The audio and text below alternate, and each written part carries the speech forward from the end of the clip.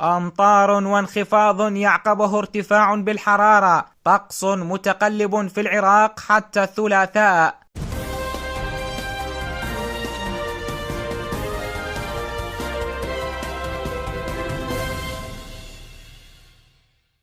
أعلنت الهيئة العامة للأنواء الجوية تفاصيل حالة الطقس في العراق للأيام الخمسة المقبلة، متوقعة أجواء متقلبة بين الغيوم والأمطار الخفيفة شمالا، ونشاطا للرياح المثيرة للغبار في عدة مناطق، مع ارتفاع طفيف في درجات الحرارة يعقبه انخفاض تدريجي خلال عطلة نهاية الأسبوع.